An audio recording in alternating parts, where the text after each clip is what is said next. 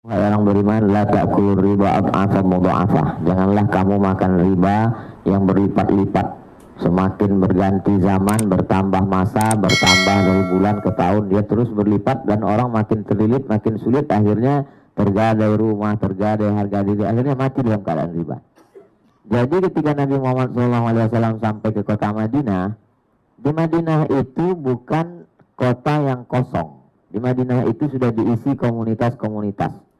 Di sana ada komunitas Arab, tapi juga di sana ada komunitas Yahudi. Yahudi Bani Nadir, Yahudi Bani Quraidah, Yahudi Bani Qainuqa, Yahudi Khaybar. Dan memang tradisi Yahudi ini adalah rentenir. Maka Nabi SAW membuat pasar baru yang disebut dengan pasar Islam. Orang boleh masuk ke dalam pasar Islam ini setelah dia belajar fikih muamalah. Jadi fikih itu dibagi, ada namanya fikih ibadah, bagaimana sholat, zakat, puasa, haji, umroh. Ada lagi satu namanya fikih munakahah, terkait dengan nikah, wali, khulu, talak, rujuk, dan lain sebagainya. Ada lagi yang disebut dengan fikih siasah. Fikih siasah itu politik, bagaimana mengangkat pemimpin, bagaimana mengangkat wakil pemimpin, bagaimana cara bermusyawarah. Satu lagi ada namanya fikih muamalah. Bagaimana gadai, pinjam meminjam, jual beli, bagaimana transaksi hutang piutang, bagaimana cara. Dan ini diatur semua dalam hukum yang disebut dengan fikih. Bicara halal, haram, makruh, mubah, rukun, syarat, wajib, sunat, dan lain sebagainya. Jadi Nabi Muhammad SAW itu, seandainya dia datang ke kota Madinah itu hanya mengajarkan puasa Senin Kemis, mengajarkan sholat berjamaah, orang Yahudi tidak marah. Kenapa orang Yahudi marah? Karena dia dianggap mengacau, mengobrak-abrik, memporak-porandakan ekonomi riba yang sudah beranak pinak, yang sudah mencengkram masyarakat yang ada di kota Madinah hari itu. Sampai akhirnya Madinah memang betul-betul bersih dari riba. Dibangunlah Baitul Mal. Jadi untuk yang sholat ibadah itu namanya Baitullah, masjid. Dan untuk bersifat ekonomi ini ada Baitul Mal. Baitul Mal itu diisi oleh 7. Zakat, wakaf, infak, sedekah, wasiat, hibah, ghanimah, harta rampasan perang. Jadi orang yang terlilit utang, 1/8 dari zakat itu untuk membantu, sehingga satu pintu.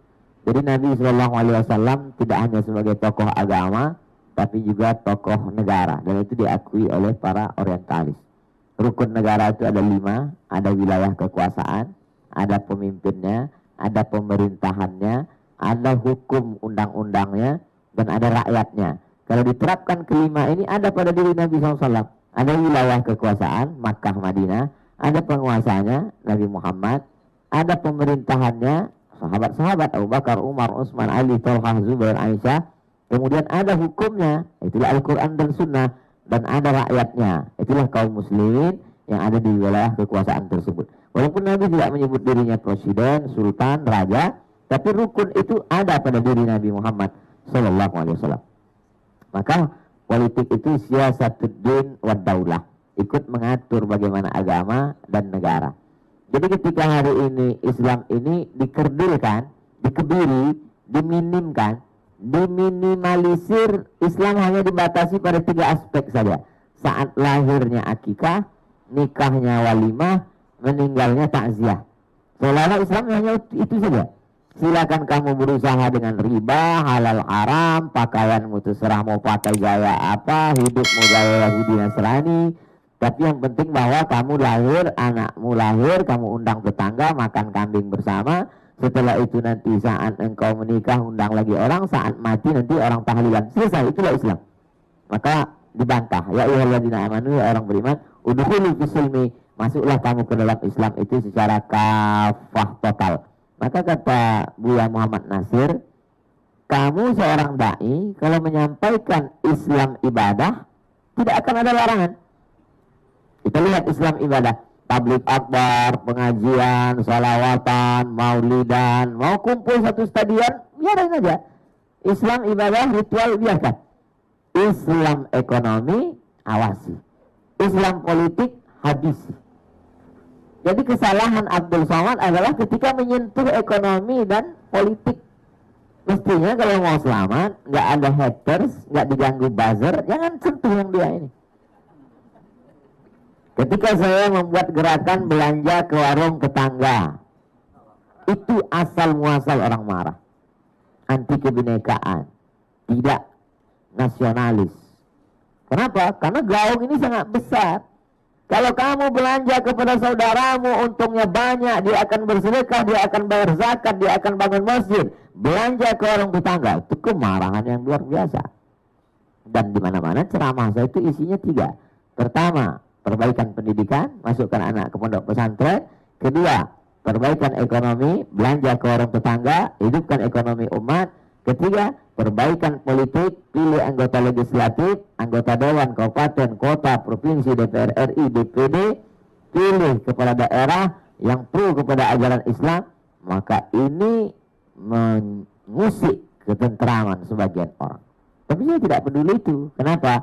Karena saya ingin menunjukkan bahwa ajaran Islam tidak hanya dipelajari di kampus, tidak hanya didiskusikan di ruang kelas. Dia mesti menjadi pengetahuan umum dalam tabligh akbar, tanah lapang, dan lain sebagainya. Bahwa kita mau memaksa orang untuk senang dengan kita, wa in tuti aksara man fil ardi yudilluka an sabilillah. Kalau kau paksa orang, kau paksa dirimu untuk mengikut selera orang di dunia ini, mereka hanya akan menyesatkanmu dari jalan Allah Subhanahu wa ta'ala. Jadi Islam mengatur segala aspek. Andai masuk lalat ke dalam air minum kita, maka sesungguhnya Islam juga mengatur. Idza waqa'az zubafu fi ina'i ahadikum. Kalau masuk lalat ke tempat air minum kamu, falyughmishu, celupkanlah. Fa inna fi ihda jinahaihi da'an. Dalam satu sayapnya ada penyakit, tapi di salah satu sayap lagi ada penawar obat. Sampai masalah sekecil itu pun diatur Islam. Apalagi masalah ekonomi dan politik. Nah, jadi kenapa terjadi apa yang Bapak risaukan hari ini? Karena umat Islam dari dulu memang sudah dijauhkan dari aspek ini, aspek ekonomi dan politik. Ketika Belanda datang, dulu kita diajarkan bahwa Belanda datang mengambil rempah. Kan itu dulu diajarkan. Belanda datang mengambil rempah-rempah kita. Saya ingat pelajaran PSBB, Pendidikan Sejarah Perjuangan Bangsa. Belanda VOC datang mengambil rempah. Tapi setelah lama-lama saya berpikir, apa sesederhana itu? Dia bawa kapal laut dari Eropa sana, Belanda, menyeberangi lewat Cape Town, Afrika Selatan, lewat India, masuk ke Sumatera, ke Jawa, Kalimantan, Sulawesi, hanya untuk ngambil cengkeh. Dia cukup pergi ke India kalau hanya untuk rempah. Ternyata apa yang dilakukan oleh Belanda? 1297 adalah meninggalnya Sultan pertama Islam di Nusantara. Namanya Meraselu. Meraselu bukan nama Islam. Suatu malam dia bermimpi, datang orang bersorban putih meludahi mulutnya. Ketika dia terbangun, dia sudah bisa baca Quran. Namanya berubah menjadi Malikul Saleh. Malikul artinya raja, Saleh raja yang soleh. 1297, 800 tahun yang lalu, dialah sultan yang pertama kerajaan Pasai Aceh, bergelar Malikul Saleh. Anaknya Malikul Zahir. Artinya tidak mungkin ujuk-ujuk tiba-tiba umat Islam punya kerajaan Islam. Kalau tidak, dakwah sudah datang duluan. Maka dapat dipastikan Islam sudah datang duluan sebagai sebuah gerakan dakwah. Tapi belum punya kekuasaan politik. Baru pada masa Malikul Saleh itulah baru umat Islam di Nusantara punya kekuasaan. Anaknya Malikul Zahir itulah yang bertemu dengan seorang explorer dari Maroko bernama Ibnu Battuta. Ibnu Battuta ketika sampai di Sumatera, dia mengaku dalam bukunya 2 jilid, Rihlah Ibnu Battuta, petualangan Ibnu Battuta. Dari Maroko dia pergi ke Makkah, dia tawaf, sa'i, dia umrah. Selesai itu dia pergi ke India. Dia lanjutkan petualangannya sampai ke sebuah pulau. Pulau itu bernama Samudra. Samudra disebut juga nama lain Sumatera. Dia melihat bahwa rajanya pakai jubah, pakai sorban, ada alim ulamanya, naik kuda, naik gajah, kaya raya, banyak emasnya. Dia bercerita tentang kerajaan Islam yang hebat di bumi Aceh, Darussalam.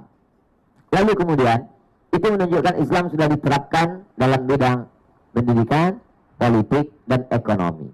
Lalu kemudian di Jawa, puncak kekuasaan Islam pada masa Sultan Agung 16 sekian. Kalau Sultan Malikul Saleh 1297, Sultan Agung 16, 400 tahun setelah itu. Maka Sultan Agung membuat suatu pengadilan di serambi masjid. Maka pengadilan itu disebut dengan Mahkamah Serambi, karena diletakkan di serambi masjid. Segala masalah politik, sosial, budaya, ekonomi diputuskan berdasarkan hukum Islam. 16 sekian. 18 sekian datang Belanda membuat 3 kitab undang-undang hukum pidana, kitab undang-undang hukum perdata, kitab undang-undang hukum ekonomi. Maka hukum Islam dikerdilkan hanya boleh membahas talak, cerai, dan pembagian harta warisan. 1945 kita pun merdeka. Soekarno-Hatta memproklamirkan kemerdekaan kita. Tapi warisan Belanda tadi tetap tidak hilang. Ekonomi, politik tetap dia tinggalkan warisannya sebagai warisan. Maka hari ini Bapak di dunia pengacara, SH, MH, apa yang mereka pelajari banyak? Hukum Belanda. Orang di Indonesia kalau dia mau menjadi dosen, kalau dia menjadi pakar hukum, praktisi hukum di Indonesia, dia mesti ambil S3 Leiden Belanda. Kenapa? Karena memang hukum kita masih pakai hukum Belanda. Jadi secara konstitusi kita merdeka, tapi secara hukum, secara ekonomi tidak. Kenapa? Karena Belanda pergi dan dia sudah mencengkramkan hukumnya untuk mengembalikan itu lagi kembali ke zaman masa keagungan Islam Sultan Agung dan Malikul Saleh. Sulitnya minta ampun, apalagi zaman sekarang. Bicara ini kalau diupload akan dikatakan ini Abdul Somad mau buat khilafah ini mau buat. Jadi labeling itu amat sangat mengerikan. Labeling. Orang kalau salah berargumentasi, dia akan paling mudah adalah melabel orang. Dilabel saja. Begitu kita berbeda pendapat, apa sang label. Jadi kalau lalu dengan hiruk pikuk carut marut kacau balau sekarang ini kemana? Pendidikan.